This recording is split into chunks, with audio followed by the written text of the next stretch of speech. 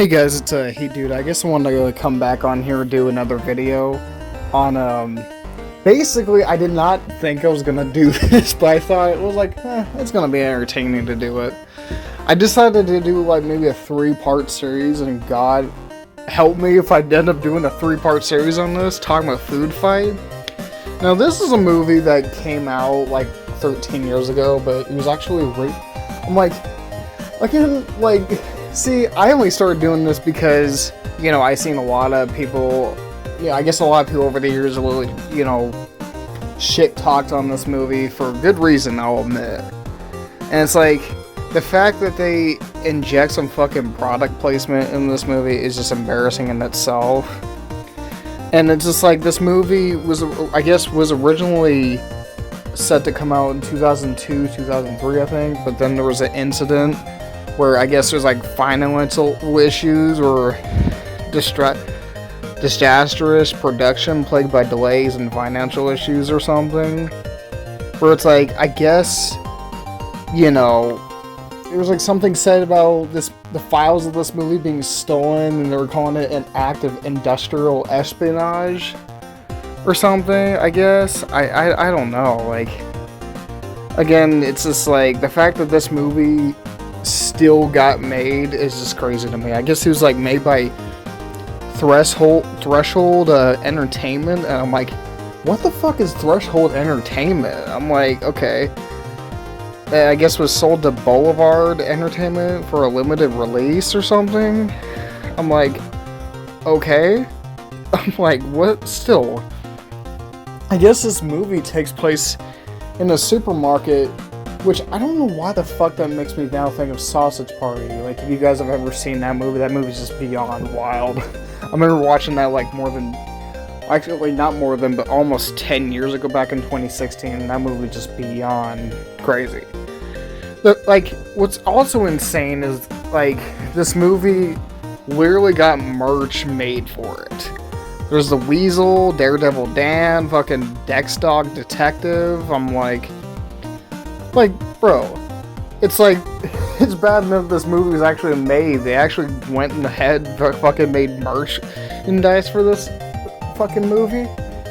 Like, again, like, even fucking, Mark from Fanboy Flicks, if you ever seen that YouTube channel, he's fucking entertaining as shit. I mean, he's kind of the one dude that actually inspired me to do this 3-part video series. But like, again, they even made what looks like a fucking, it kind of looks like those LeapPod learning system type, or again, I think there were, I swear I think I had some of these type of things even when I was a kid, but like, those, CNC, not CNC, but like, you push the button, it really says what it is. It looks like for fucking first or second graders, I don't know.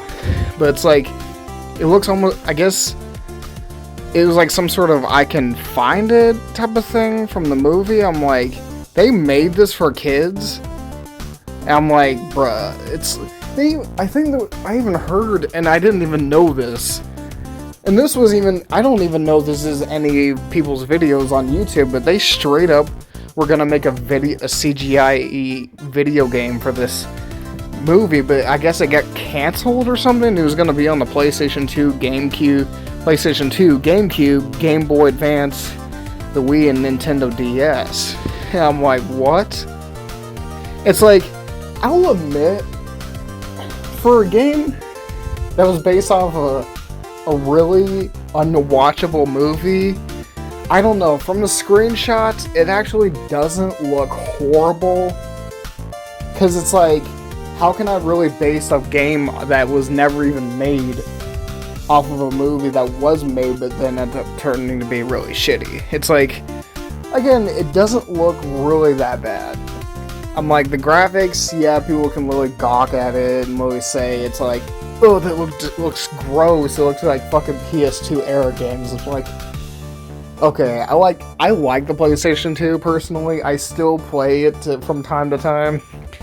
And it's just like, again, if this was made, I don't know. Some part of me would have been like, maybe because I guess I'm a bit of a collector, sort of.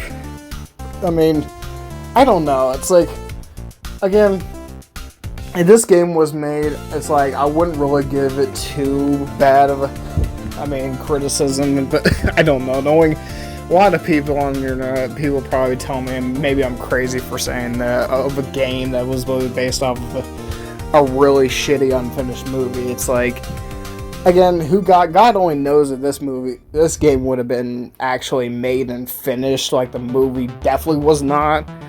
It's like, again, I don't know, it's like, the graphics really don't look bad for an early 2000s type game, but I don't know. It's like, I would definitely play it. It's like, it does look like it would be on Game Boy Advance or PlayStation 2. It's like, I don't know.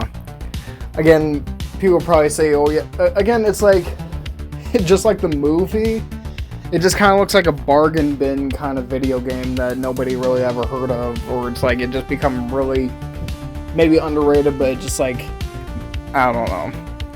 It's like, again, it honestly does also look like GameCube era type graphics in a way, and I'm like wondering, it's like, if would they ever really have the original cast be in this game, but it'd just be like a lot of PlayStation 2 / GameCube games. They just have other people voice the characters, but I honestly didn't know if these were actually the cutscenes, or this was like just part of a fucking comic book that they also didn't make for some good enough reason. Probably had to do with the fucking movie, but it's like, the cutscenes really honestly look decent.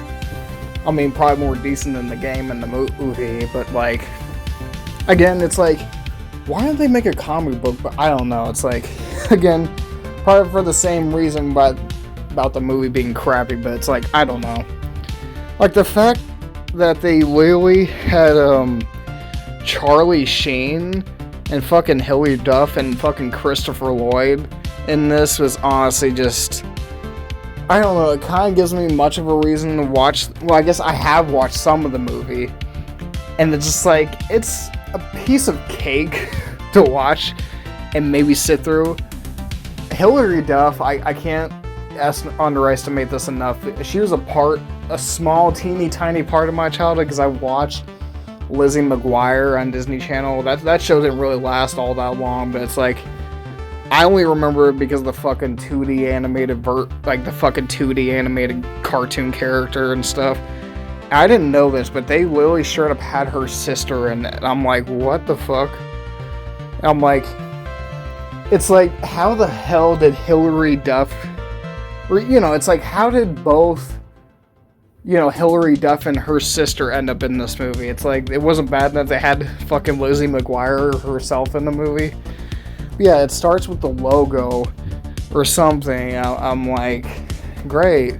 Another fucking bargain bin company logo that we probably have never even heard of since this movie came out. I'm like, and then it just literally out of nowhere pulls up with the fucking title card. Like, okay, like, who?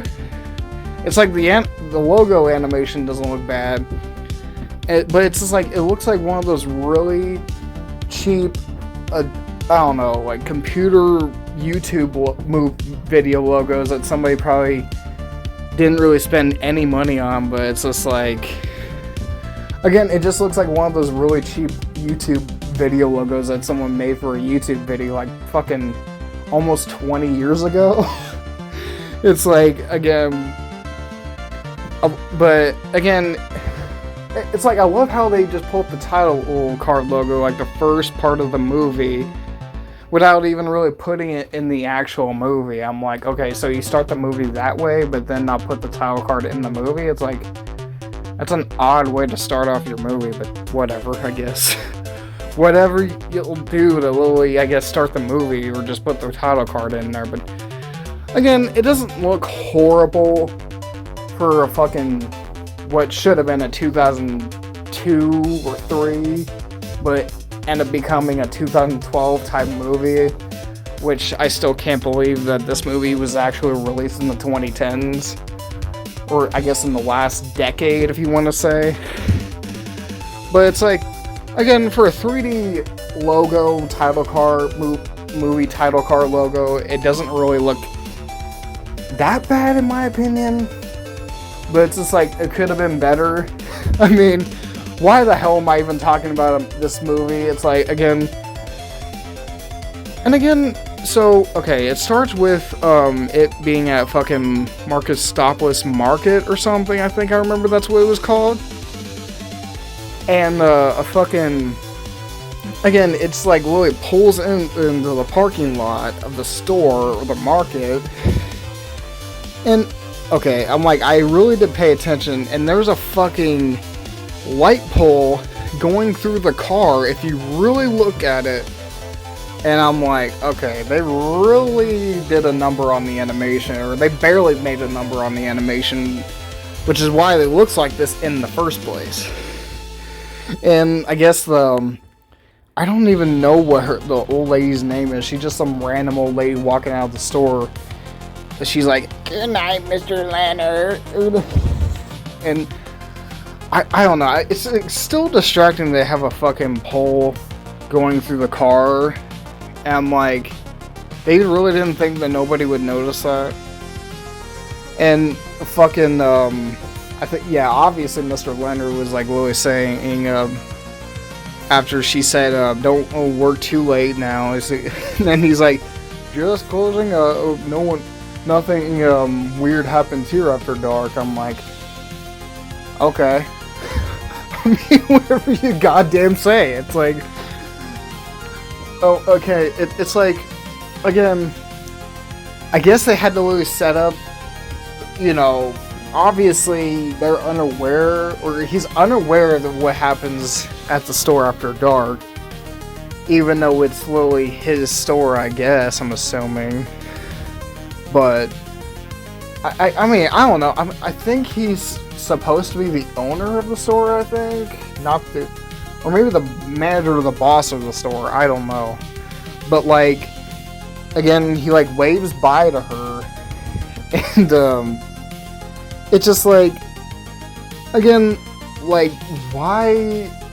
It's like, why is the dude, kneeling down like that? Or, again, yeah, he's probably kneeling down like that because, an older person. But it's like, maybe that had to do with the animation. But, I don't know, it's like the fact that this movie is going to be like, maybe like an Looney Tunes animation is just maybe kind of a missed opportunity. But I guess maybe it was because they had to really pop it out really fast as they could, because they had maybe had a deadline, even though the fucking animation wasn't finished yet. But I guess it's whatever. I mean, I think I remember this movie was like made with mocap or something, which would explain their disturbing fucking animation style in this movie. I mean, it's just like, I wouldn't even say this movie is like the stuff of fucking nightmares, but I don't know. But yeah, he says nothing weird happens here after dark. And what's weird is, again, well, he I guess he literally closes up or something. And, again, see, there's a lot of things in this movie I really want to talk about, because it's like an hour and, I think, 30 something minutes long. And, another thing, so, okay, like, he shuts off the lights to the Marcus Stoplis Market, and again, like, so, alright, after he, it's like, it makes no sense to me. So he, like, turns off all the aisles in the supermarket, or the store, or the grocery store, wherever you want to call it, because that's what it is, obviously, it's two. Like, he literally turns off all the aisles, or the lights to the aisles and stuff, like the whole entire store. Like, every single one of them go off in the store, because I guess, like, I don't know, it's like, I keep literally repeating myself over and over, and I hate when I do that. But, like, it's like, one thing that it doesn't make a whole lot of sense, and it's like, okay, cannot really. It's like, again, maybe it's like grocery store logic, or maybe it's like they're trying to be like, oh yeah, that fresh out of water type of story, but it's like, God only knows how many of those type of movies we really even still have nowadays. But like, again, so like, every single aisle turns off with the lights, or every single aisle light turns off, which I really don't know how many fucking lights the store even really has in that place. But I guess every single one of them go off one by one, which I literally screenshotted every single part in this movie to literally, like, I guess like every single frame in this movie to literally kind of break it down or discuss it. And it's just like, okay, it's like, yeah, the lights went off. And then, okay, what doesn't make sense is like, I don't know if I literally put in enough work on this video to literally have it make sense, but he turns off the fucking market stopless market light, and it's still on. And I'm like, how? Didn't he just turn the damn thing off? It's like, again, like, it doesn't make any sense. It's like, how did he turn off the light, yet the damn thing's still on? I'm like, okay, did it turn on by itself? I'm like, was that like a power error? What? Like, okay, maybe somebody had to notice the light still being on, or maybe somebody, when they're watching the movie, had to notice the thing was still on after he turned the damn thing off. I'm like, what? It's like, how did, again, that had to have been like some sort of a mistake or error in that movie, but then the city turns on in the fucking song, it's our, like, which I'll admit that song's actually pretty catchy. I ain't gonna lie. It's my life, which I'll admit, it's like, kind of gives off that very up feel, early 2000s type of vibe, but like, okay, so, like, what, like I said, it like, the store comes alive, and I'm like thinking, okay, so, what also doesn't make sense, and I know a bunch of people mentioned it before, is how in the ever-living fuck is this store coming to life? And I'm like, okay, like, 2 seconds ago, it was a store, then it just looks like a fucking city, like, I don't know, Shark Tale or something. And I'm like, okay, I don't mean to repeat what everybody else is saying, but it's like, at least in Toy Story, and that movie came out like 5 years before I was born, you understood why the environment in that movie made sense. Because, like, they had to literally interact with, you know, the environment they basically kind of lived in, Andy's bedroom. And just like, maybe that's, I don't know if that's what the hell they were trying to go for, but it's just like, I don't know, like, again, like, how did they not think that was not, again, they probably didn't have much time to work on how this made zero sense, but I guess we get introduced to the ex-dog detective played by Charlie Sheen, which, I'll admit, people are gonna say the voice acting in this movie is awful, but Charlie Sheen, separate from his fucking tiger blood bullshit, he doesn't do a half bad job. But yeah, like, as this whole movie is like going on, he's like fighting these fucking ugly ass hairless fucking hamsters, and I'm like, okay, what the fuck are these? And then one thing I literally pinpointed, or I remember, is like, why he's like fighting a fat cat or a fat rat burglar with hairless hamsters, and I'm like wondering why okay, like, I know there's like I had to bring this up, I know there's such thing as like hairless hamsters, but these goddamn things look more ugly than the actual thing itself. I'm sorry. I'm like, what the fuck are these brain-looking fucking monstrosities. And, okay, like, another thing, why was Dexter Detective calling him a fat cat burglar? Like, if anybody was, like, watching the movie, he straight up called him a fat cat burglar. Not a fat rat burglar, a fat cat burglar. And it's just like, after all that, we're introduced to, I guess, Sunshine Goodness, played by Hilary Duff, which, okay, like, so she's supposed to be, I guess, a mix between a human or something and a cat. But it just looks like a cat with human, or a human with cat ears. While she's, like, playing what looks like fucking kickball with a watermelon. A watermelon just goes through a fucking kid's head. I'm like, that's like the most fucking funny ass animation error I've ever seen in my life. I'm sorry.